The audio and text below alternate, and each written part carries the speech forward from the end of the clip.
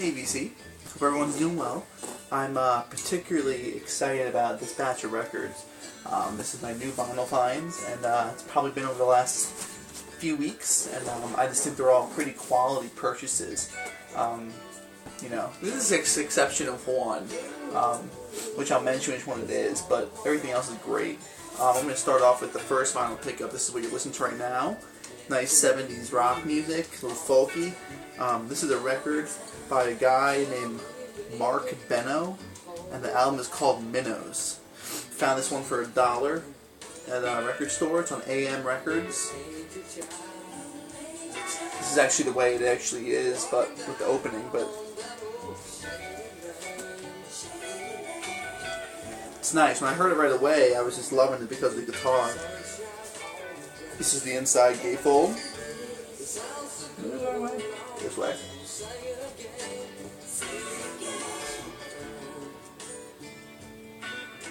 It's just really nice, you know? Me and Mary just finished watching Freaks and Geeks, and she had never seen the show before, and it was so much fun to show her. It's just great. This stuff sort of makes me feel like I'm watching Freaks and Geeks or The Wonder Years, you know? Check out this record if you ever come across it. It's worth it. It'll change up a bit too. You got some blues on here. I bought these two at the same time with this. This is Millie Jackson, live and uncensored. This is awesome. Like, this is like the dopest live album. You think your freaking Little Feat album is great live. You think your freaking band album is great live. Like, if you want to hear someone that brings the heat, check out the girl Millie Jackson live and uncensored. She really goes there. I haven't listened to this full vinyl since I've had it because I know the album from college when I had it. But she's just really something else. She goes from really getting raunchy with that type of stuff to go into some really great ballads. She's just a great performer. Great album cover. This is on Polydor Records from 1979.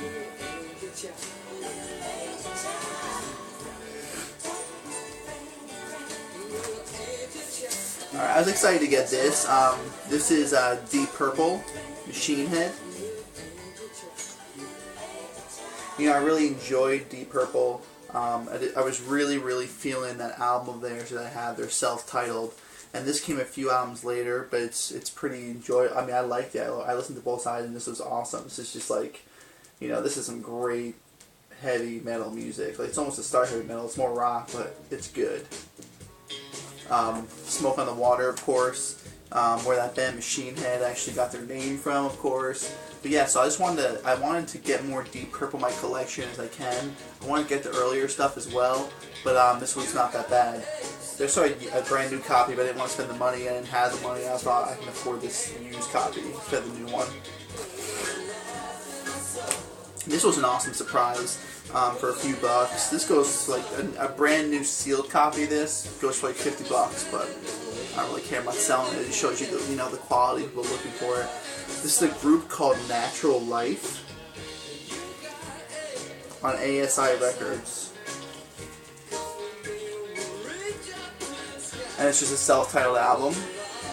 And there's only 2 tracks on the first side and 1 on the second side, and so it's a very It's these guys actually quite jamming out.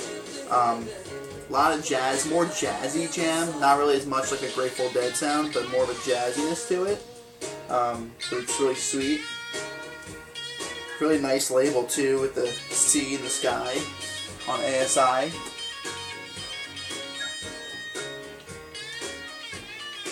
Come on, everybody, get down to this. Yeah, it's just a really cool cover, and you can actually find some of this stuff in this group, Natural Life, online. Just search for them. I don't remember which one it is, but you know, the writing's really great, really cool. I have to read the back of this actually. I forgot to. This was from 1977. So right now you're seeing a lot of 70s stuff. And they actually have the guys' names written down very lightly across these records. Really psychedelic.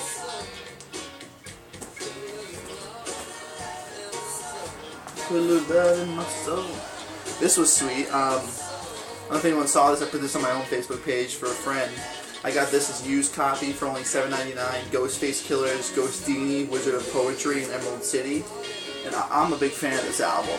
It has more of his R&B style at times, and I always thought that was great. Songs like Guest House with Fabulous, Baby, man, Lonely, featuring Jack Knight. Ghostface's Lonely is great. Comes with a poster in here, your boy playing like the Wizard of Oz. I had this on CD actually when it came out. I remember my boy wasn't as down with it at times because it was a little bit too much for him on that stuff, but the R&B tip. But look at this beautiful, beautiful emerald vinyl. And it's a double disc set.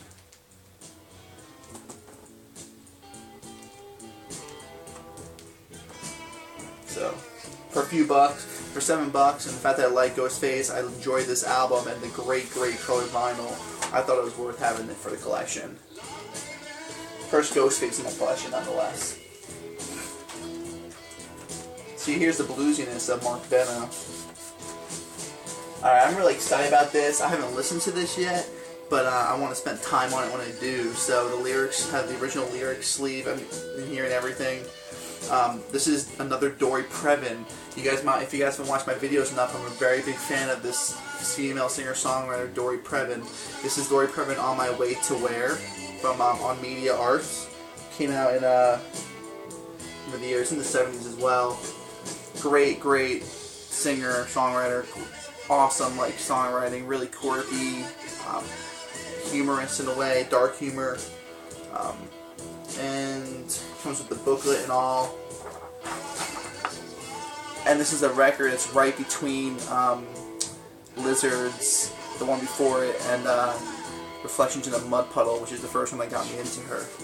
But I want to make sure I sit down and really take this in full force with headphones on and just really embrace it. Her husband is the famous guy you probably see in Goodwills and thrift stores a lot, the composer Andre Previn, and he cheated on her with a famous actress, and she wrote a song on here that's pretty much an attack at that actress. She wrote this when she was in like a psychiatric ward, actually, writing these songs. Really look up Dory Previn. Great, interesting story. And of course, this was great. I got this last one in this batch here. I decided, I actually got into this CD and this album and this band for the first time from the Goodwill Blind Buy. This is 10,000 Maniacs, Our Time in Eden. I kept trying to find what I wanted to spend my money on for a new, brand new album. And that's what I went with, and I was so excited when I saw that the store I went to actually had this, because they don't have everything I'm always looking for. It's a repress. You have your lyrics booklet in here. This is such an incredible album. Everyone should check this out. And it's on the high fidelity. I'm sorry, audio fidelity. The sound quality is great. It really, really is. Really something else. So I'm really excited to have this really great, like, classic 90s album for my collection. So, I know I've been saying it, but I can't say it enough. If you haven't heard 10,000 Maniacs, Our Time in Eden, it's an amazing album, especially if you're into female vocals. So I really highly recommend, like Shannon, if you haven't heard this album, you want to check this album out. It's classic. Alley Merchant's great. Now this is the only one that's not that big of a deal to me.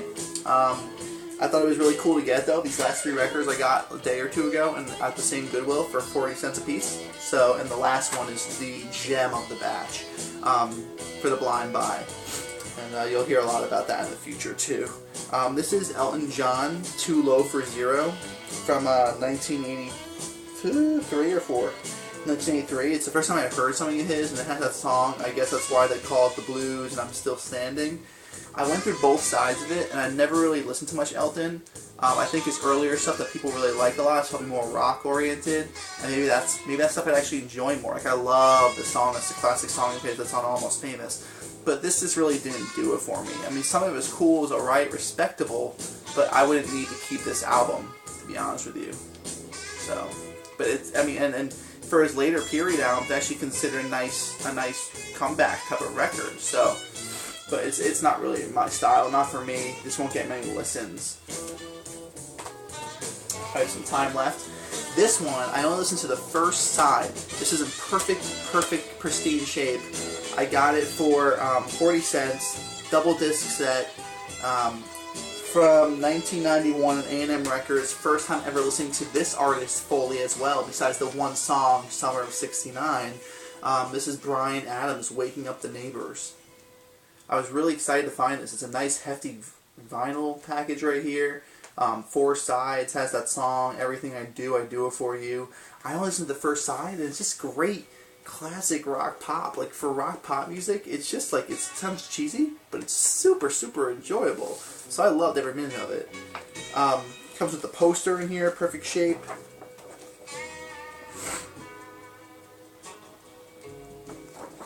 I know this song being on here is my cue. Lyrics. And it's in great shape. And I listened to the first side, and I loved it. I thought it was really rocking. I know Memphis Vinyl and Jim and the Misses really love the Reckless album, and I know it's a very popular album, so many of you do. But this came out 2 albums later, and it's also another, like, 4 or 5 times platinum album for the U.S., so... And this is a big thing that's funny about this, about the change, like, the Canada content laws, where Canada wasn't letting, like, albums that wasn't considered Canadian and couldn't be, like, given awards for their content if there was, because he worked with someone else that wasn't Canadian on the album, and it was like ridiculous, so he went ahead and fought them for that. Last thing, I have to just quick, I can't say this enough, but I need to be careful with my time on this video. This is the gem, this is the hidden gem, and this is amazing. I found this record, the guy's name is Mafe Nutter. It's called Goin' Skinny Dippin'. Like, this is, if you saw this in a Goodwill, like, I mean, obviously, every single person in this vinyl community would pick up this album instantly, because this represents what we look for in vinyls, the fun of the blind buy. He actually wrote in the back here a message. Maybe I'll talk about it more in some more detail at some point. Let's see. When I was a disc jockey, I always liked it when a new album came in with liner notes that told me some inside stuff about the music. As a record fan, I feel the same way. So, and he signs it on the bottom, and he says so, and it has all this stuff written about the album. This guy was a main character who played a disc jockey on the Walton series. His name was Bobby Bigelow, the 1930s country singing radio star who presides over the barn dance you see on the show. The dude's incredible. Like, the songs are so much fun. Super country, super mountainy, some sick wah-wah in there. It's really great. I'm gonna have to talk and play some more for you guys. 1976. This is an album for people though. Like Zeke, Mr. Zach, this is you. This is you. You gotta trust me on this one. So, Mafe Nutter. And on that, guys, that's my note. Enjoy your weeks. Got a big week with me starting tomorrow. I'll be working 6 days in a row starting today. So yeah, but one love, God bless. Keep in touch.